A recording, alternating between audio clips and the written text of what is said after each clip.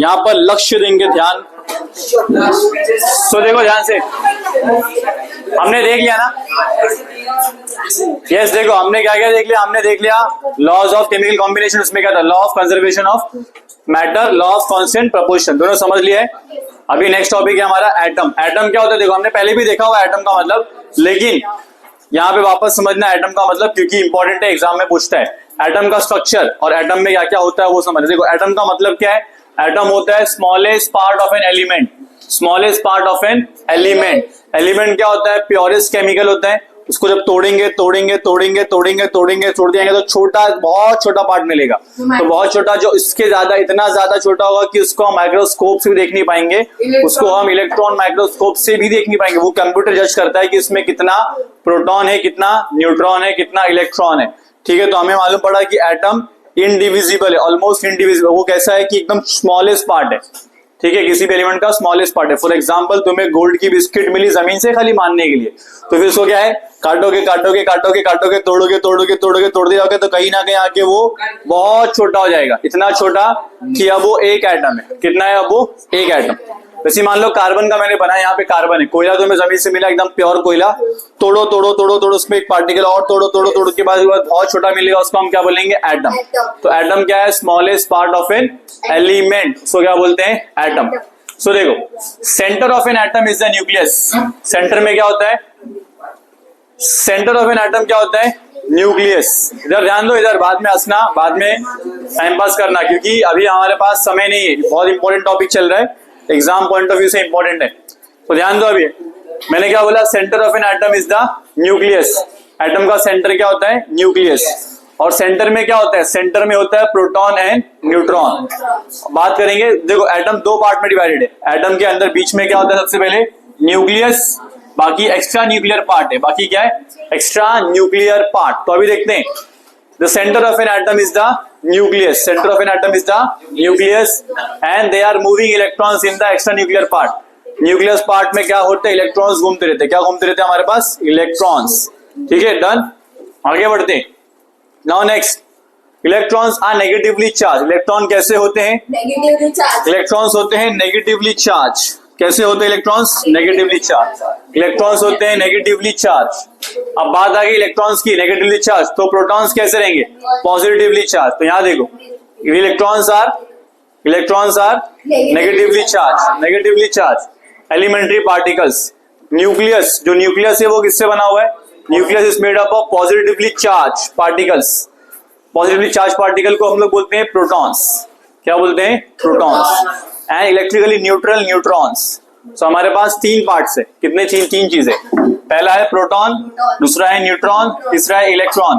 Proton plus neutron से क्या बना है हमारा, न्यूक्लियस। तो ये कार्बन है ना, कार्बन में होता है 6 प्रोटॉन। कितने प्रोटॉन होते हैं, 6। कितने न्यूट्रॉन होते हैं इसके अंदर, 6। टोटल 6 प्रोटॉन 6 न्यूट्रॉन, और 6 क्या होते हैं इसके अंदर, इलेक्ट्रॉन। इसका मैं तुम्हें एक और डायग्राम दिखाता हूं जो इंटरनेट पे मिलेगा अभी।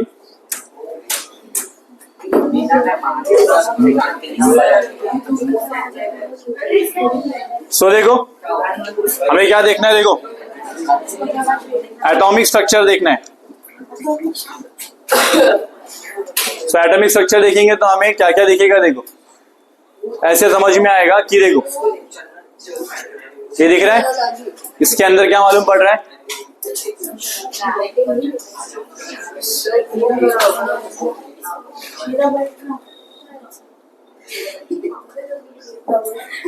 तो देखो हुआ कि नहीं, ओपन हुआ ना। देखो इसके अंदर देखोगे तो देखो इसके अंदर क्या है, बीच में दिख रहा है, बीच में जो है ना ये न्यूक्लियस है। न्यूक्लियस में दिख रहा है प्रोटॉन्स, न्यूट्रॉन्स, और बाजू बाजू घूम रहा है वो क्या है, इलेक्ट्रॉन्स। ये लिथियम का एटम है। कौन सा एटम है, लिथियम। इसमें कितने प्रोटॉन दिख रहे हैं, इसमें 3 प्रोटॉन दिख रहे हैं, और 4 इसके अंदर न्यूट्रॉन है, 3 इलेक्ट्रॉन है। और भी देखते हैं हम लोग, एक और देख लेते हैं, जैसे कि देखो ये वाला,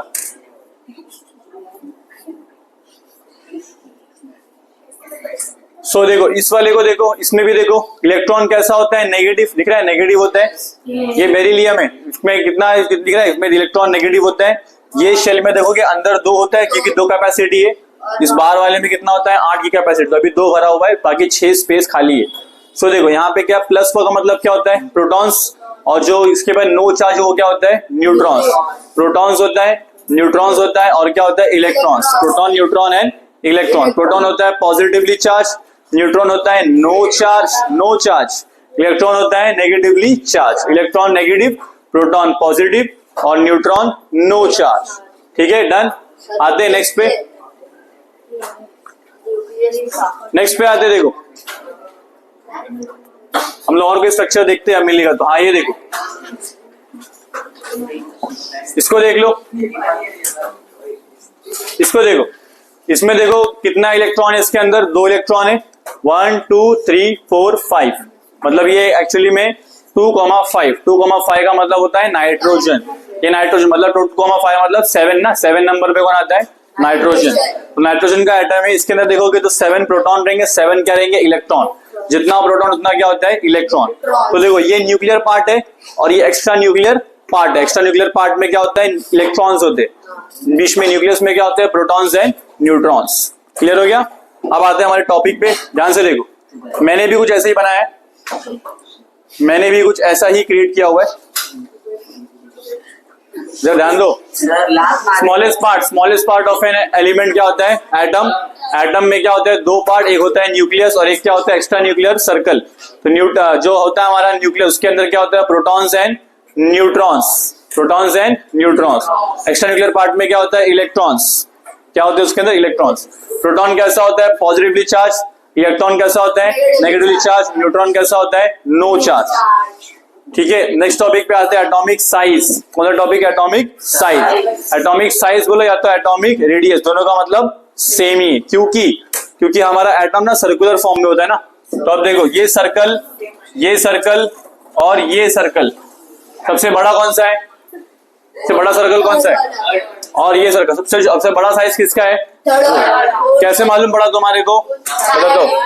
गलत, रेडियस देख के मालूम पड़ेगा। क्या देख के मालूम पड़ेगा रेडियस, क्या देख के मालूम पड़ेगा रेडियस। इसका रेडियस देखो, इसका रेडियस बहुत छोटा है ना, इसका रेडियस R1 R2 R3 और R4। सबसे बड़ा रेडियस किसका है R4। तो सर्कल भी क्या है बड़ा, रेडियस बड़ा रहेगा, सर्कल भी क्या होता है बड़ा होता है। रेडियस कहां से शुरू होता है सेंटर से कहां तक जाता है बाउंड्री तक, जो उसका सर्कमफ्रेंस की बाउंड्री, सेंटर से जहां तक एंड तक जहां पे उसकी बाउंड्री, सेंटर से यहां तक। तो दिखा तुम्हारे को ये क्या मिला हमारे को, जितना बड़ा रेडियस उतना बड़ा क्या होता है साइज। समझा। तो अब देखो हमारा एटम भी कुछ ऐसे ही वर्क करता है। तो पहला पॉइंट है the size of an atom. किसी भी एटम का साइज किस पे डिपेंड करेगा, उसके रेडियस पे। जितना बड़ा रेडियस उतना बड़ा क्या होगा साइज, जितना बड़ा क्या रहेगा साइज।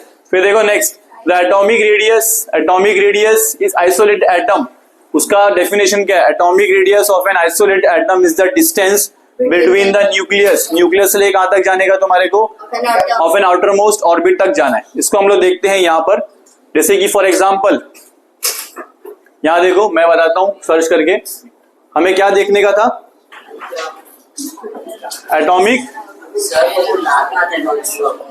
पीछे बैठो,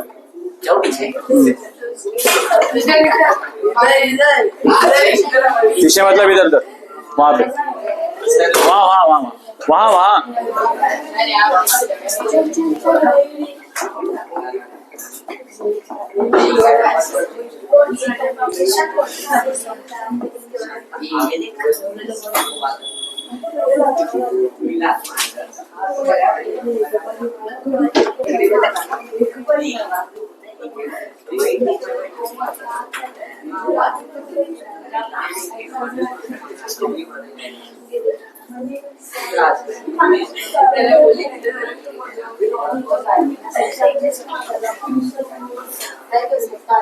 यहाँ पे देखो,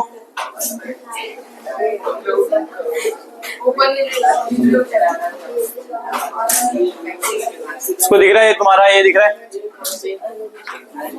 सो देखो यहाँ पर हमें क्या दिख रहा है, देखो हाइड्रोजन है, हाइड्रोजन है, ये क्या है हीलियम है, हाइड्रोजन है हीलियम। उसके बाद देखो क्या है लिथियम है, फिर क्या है बेरिलियम, फिर क्या है बोरॉन, फिर क्या है कार्बन। तुम देखोगे तो देखो यहाँ पे इसका साइज बड़ा है, इसका रेडियस बड़ा है, रेडियस छोटा होता जा रहा है, रेडियस छोटा होते जा रहा है। यहाँ पे देखो रेडियस क्या है इसका छोटा, इसका रेडियस क्या है बड़ा, ऐसे बड़ा होते जा रहा है। इसको बोलते हैं एटॉमिक साइज। क्या बोलते हैं एटॉमिक साइज। एटॉमिक साइज कहां से देखो कैसे आता है एटॉमिक साइज। हम लोग स्टार्ट करेंगे सेंटर से, कहां स्टार्ट करेंगे, सेंटर, सेंटर से लेकर कहां तक जाएंगे, एंड तक, आउटर मोस्ट, सेंटर से लेकर कहां तक जाएंगे, आउटर मोस्ट। अभी सेंटर में क्या होता है एटम के, न्यूक्लियस, तो न्यूक्लियस से कहां जाने का, आउटर मोस्ट।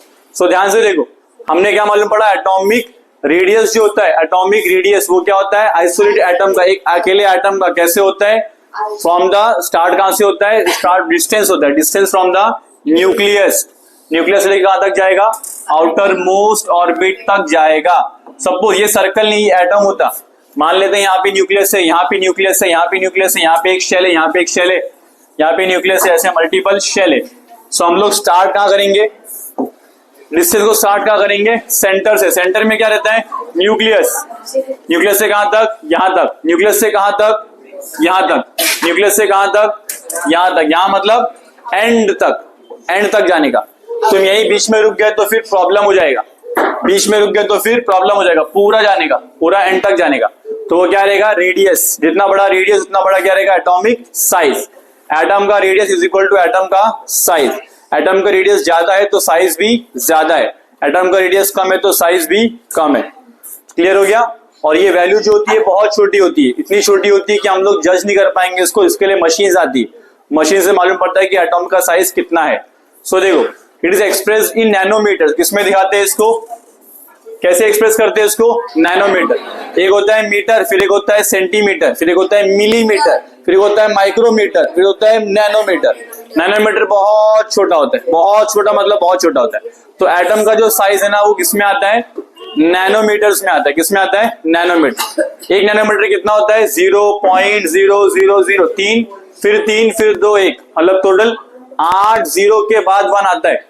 सो ये बहुत बहुत बहुत छोटा है, मतलब हमारे को 1 मीटर के तोड़ने पड़ेंगे 1 बिलियन पीसेस। 1 बिलियन पीस तोड़ेंगे तो उसमें जो एक पीस निकलेगा वो हमारा रहेगा 1 नैनोमीटर। समझ में आया तो भी चलेगा, लेकिन तो भी चलेगा। यहाँ पे देखो, atomic size depends on, atomic size किस पे डिपेंड करता है, एटॉमिक रेडियस पे। एटॉमिक रेडियस ज्यादा तो एटॉमिक साइज भी क्या रहेगा, ज्यादा।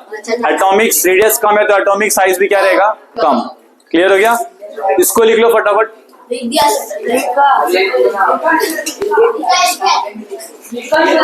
से हमारे पास क्या है, कौन सा कॉन्सेप्ट है, atomic mass, mass of an atom. Atom का कैसे वजन निकालते, तो एटम का वजन निकालने के लिए हमें चाहिए होता है, मास of an atom is concentrated in the nucleus. Atom का मास कहां पे होता है, मेन कहां पे होता है, पूरा न्यूक्लियस। जैसे कि देखो, ये बुक का पूरा वजन ना इसके सेंटर में है। अगर सेंटर में मैंने एक थोड़ा सा पॉइंट दिखा है, थोड़ा सा सपोर्ट दे दिया, तो पूरा ये एडजस्ट हो जाएगा। मास ऑफ एन एटम का मतलब क्या होता है, एटॉमिक मास। एटॉमिक मास का मतलब क्या है, पूरे एटम का पूरा वजन कहां पे आता है, तो उसका आंसर है न्यूक्लियस में आता है। न्यूक्लियस में क्यों आता है, देखो हर एक चीज का कहीं ना कहीं पॉइंट ऑफ कॉन्सेंट्रेशन होता है, जहां पे उसका पूरा मास एक जगह पे क्या होता है, स्टेबल हो जाता है। जैसे कि ये बुक है, बुक का पूरा मास कहाँ कॉन्सेंट्रेटेड, इसके सेंटर में, सेंटर पे कॉन्सेंट्रेटेड है। वैसे ही एटम का, अगर तुम्हारे पास एटम है तो उसका पूरा मास कहाँ पे कॉन्सेंट्रेट रहेगा, न्यूक्लियस में। कहाँ पे कॉन्सेंट्रेट रहेगा, उसका न्यूक्लियस में। क्योंकि न्यूक्लियस में क्या होता है, न्यूक्लियस में होता है प्रोटॉन एंड न्यूट्रॉन। ध्यान से देखो, mass of an atom is concentrated in its nucleus. कहां पे कॉन्सेंट्रेटेड है, nucleus, because it is due to the proton. क्यों कॉन्सेंट्रेट, क्योंकि वहां पे क्या है, प्रोटॉन, और साथ में वहां पे क्या है, न्यूट्रॉन्स। प्रोटॉन्स और क्या वहां पर, न्यूट्रॉन। दो चीजें, एक तो प्रोटॉन है, दूसरा क्या है, न्यूट्रॉन। दोनों की वजह से दोनों का वजन बहुत ज्यादा होता है। इलेक्ट्रॉन का वजन बिल्कुल नेग्लिजिबल है, ना के बराबर है। भारी भारी चीज कहां पर है, बीच में, तो पूरा वजन भी कहां रहेगा, बीच में। बीच वाले को क्या बोलते हैं हम लोग, न्यूक्लियस। ठीक है। टोटल नंबर ऑफ प्रोटॉन, कितने प्रोटॉन्स हैं और कितने न्यूट्रॉन्स हैं एटॉमिक न्यूक्लियस में, उसको देख के हम बताएंगे कि उसमें कितना एटॉमिक मास नंबर है। फॉर एग्जांपल, अगर यहाँ पे देखोगे, मैंने यहाँ पे बनाया था कार्बन। कार्बन में कितना प्रोटॉन है, 6, और कितना न्यूट्रॉन है, 6। 6 + 6 कितना हो गया, 12। तो इसका मतलब कि कार्बन का पूरा मास कितना है, 12। कितना हो गया है, 12। ठीक है। नेक्स्ट देखते हैं हम लोग। नेक्स्ट अगर देखें, सो हमारे पास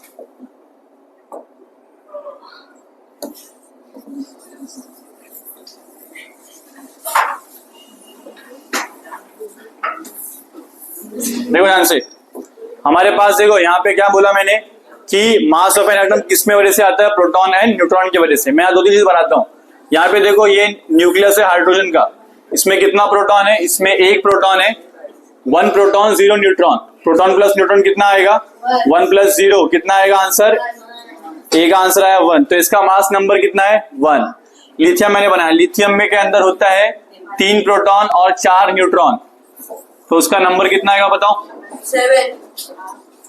उसका नंबर आएगा देखो P प्लस N ना, P का मतलब क्या है? 3 प्लस 4, टोटल कितना आएगा? 7। ए की वैल्यू कितनी आई? 7। वैसे ही देखते हैं कार्बन का, हमने देखा। नाइट्रोजन देखते हैं, नाइट्रोजन के अंदर होता है 7 प्रोटॉन 7 न्यूट्रॉन, बाकी इलेक्ट्रॉन्स होते हैं यहाँ पे 2 और यहाँ पे होते हैं 5। सो अब देखो यहाँ पे हमें क्या मालूम पड़ा कि एटॉमिक नंबर कैसे आएगा इसका? Proton plus neutron. प्रोटॉन कितना है? 7, न्यूट्रॉन कितना है? 7, टोटल कितना हो गया? 14। ए की वैल्यू टोटल कितनी है? 14। ए की वैल्यू कितनी है? 14। ए की वैल्यू कितनी रहेगी वहां पर? 14। समझ में आया? तो ये जो 14 आ रहा है, ये जो 7 आ रहा है, ये जो 1 आ रहा है, इसको हम लोग क्या बोलते हैं? Mass number, atomic mass. हाँ, एक और आएगा electron.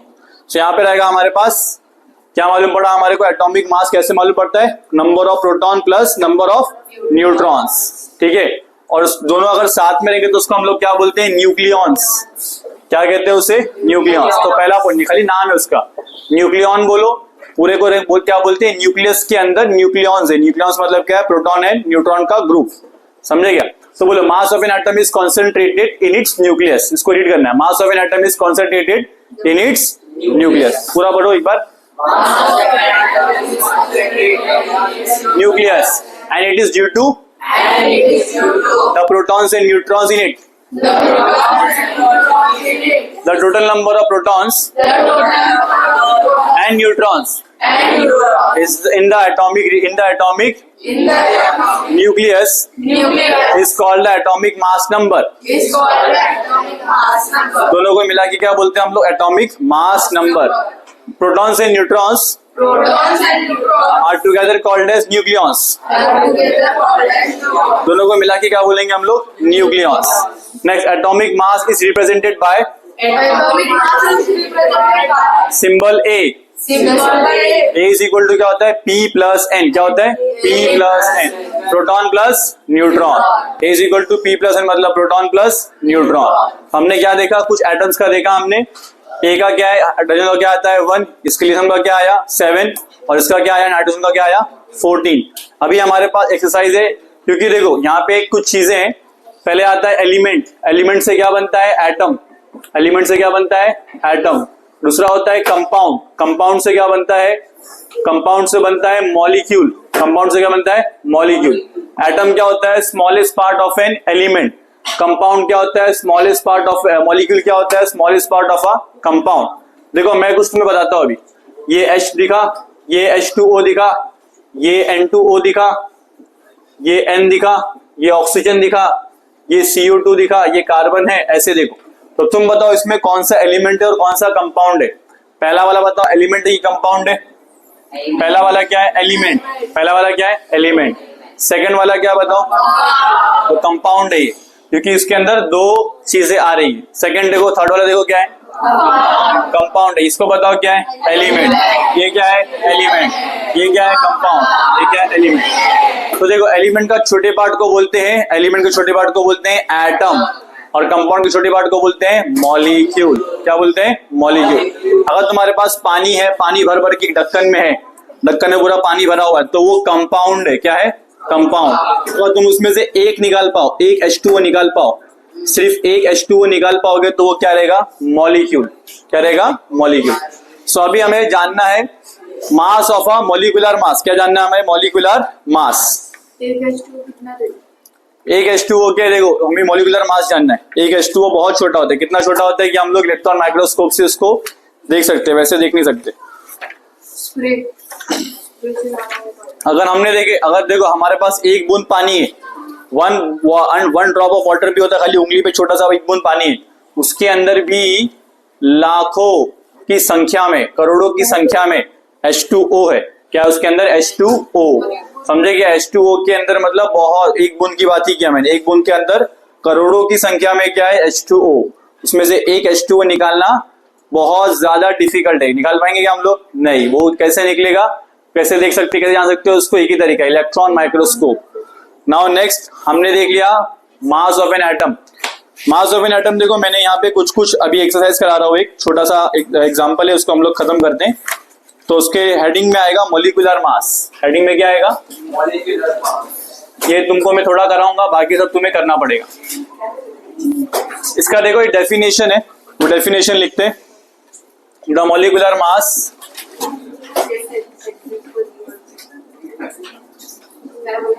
of a substance, atomic masses of all the atoms, जितने भी एटम्स है उस मॉलिक्यूल के अंदर सारे को सम करके हमें मिलेगा मॉलिक्यूल का मास मिलेगा। तो देखो यहाँ मॉलिक्यूल है, उसको एक्सप्रेस करते हैं डाल्टन्स में। डाल्टन्स का सिंबल होता है U, ठीक है। यहाँ देखो अभी हमारे पास H2O है। H2O का मतलब क्या है? वाटर। वाटर में हमारे पास क्या है? H का देखो एटॉमिक मास कितना है? 1। O का एटॉमिक मास कितना है? 16। O मतलब 16, O मतलब ऑक्सीजन का वजन कितना होता है? 16। H का वजन कितना होता है? 1। हमारे पास H कितने बार है? H कितने बार है? 2 बार।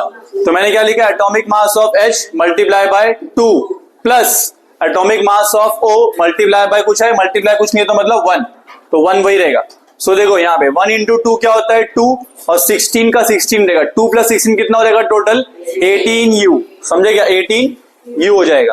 अब एक सेकंड एग्जांपल देखते हैं, एक और सेकंड एग्जांपल देखो, वहां पे बुक में दिया हुआ है NaCl। क्या दिया एग्जांपल? NaCl। NaCl में देखो Na का जो वैल्यू है, Na का वैल्यू बुक में दिया हुआ है, देखो ऊपर यहाँ दिया हुआ है 23, Cl का वैल्यू है 35.5। तो हमने क्या फॉर्मूला देखा था? Molecular mass, molecular mass of कौन? NaCl equal to atomic mass of Na। कुछ है मल्टीप्लाई में? कुछ है नहीं, मल्टीप्लाई कुछ नहीं है तो मतलब 1 है, plus atomic mass of Cl। तो देखो Na का वैल्यू कितना है? 23 प्लस 35.5, टोटल कितना हो जाएगा? देखो टोटल कितना हो जाएगा? 58.5U। एग्जाम्पल नंबर 3 भी देख लेते, लास्ट एग्जाम्पल आज के एपिसोड के लिए। हमारे पास है MgCl2। कौन सा केमिकल है? MgCl2। तो इसमें देखो Mg की वैल्यू कितनी है? बुक में दिया हुआ है Mg की वैल्यू है 24, और Cl की वैल्यू कितनी मिली? Cl की वैल्यू है 35.5। ये मैं क्या लिख रहा हूं वैल्यू? ये वैल्यू है एटॉमिक मास। हमें क्या निकालना है? Molecular mass. ठीक है, इसको सॉल्व कर देते हैं। तो देखो मॉलिक्यूलर मास किसका निकालना है? ऑफ MgCl2 इसका निकालना है, is equal to atomic mass of क्या? Mg मल्टीप्लाई हो रहा है कुछ, मल्टीप्लाई कुछ नहीं है तो मतलब क्या है? 1, प्लस Cl कितने बार है? 2 बार। तो atomic mass of chlorine Cl multiply कितना हो रहा है? 2। अब बताओ Mg के वैल्यू कितना है? 24, Cl का वैल्यू कितना है? 35.5, लेकिन मल्टीप्लाई कितना हो रहा है उसमें? 2। सो यहाँ पे वैल्यू आएगा 24, 35.5 मल्टीप्लाई 2 करेंगे तो कितना आएगा? वहां पे आएगा 71। ये किसी ओके कहां पर है? Okay done. यहाँ पे देखो मैंने क्या बोला? एटॉमिक मास ऑफ Mg कितना है? 24। एटॉमिक मास ऑफ क्लोरीन कितना है? 35.5, लेकिन मल्टीप्लाई कितना और उसके अंदर 2। तो 24 प्लस 71, 35 कितना? 35 को मल्टीप्लाई करेंगे तो कितना आएगा? 70.5 को मल्टीप्लाई करेंगे 71। 24 प्लस 71 कितना होता है? 95 डाल्टन्स। तो इसका आंसर आएगा 95 डाल्टन्स। तो ये मॉलिक्यूल का वजन कितना है? 58.5 डाल्टन। इसका वजन कितना है? 95 डाल्टन्स। तो आज का एपिसोड के लिए इतना बस है, बाकी और भी इसके अंदर है वो करेंगे बाद में। पहले लास्ट बेंच आएगा, लास्ट बेंच।